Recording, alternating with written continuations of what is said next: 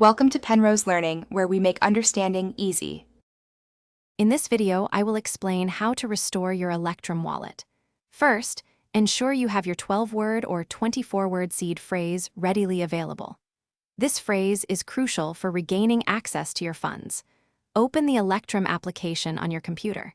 You will then be presented with options to create a new wallet or restore an existing one. Select the Restore option to begin the process of recovering your wallet. Once you've selected the Restore option, Electrum will prompt you to enter your seed phrase.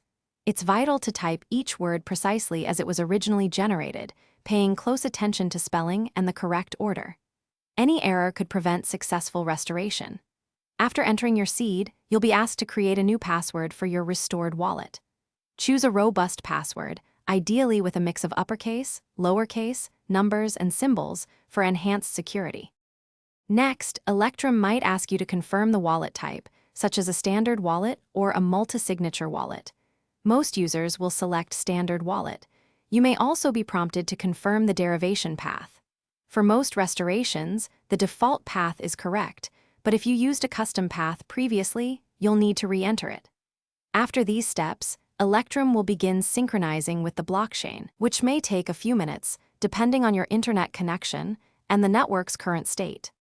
Once synchronization is complete, your wallet should be fully restored. Take a moment to verify your balance and review your transaction history to ensure everything is correct. For enhanced security, consider enabling two-factor authentication within Electrum settings. This adds an extra layer of protection to your funds.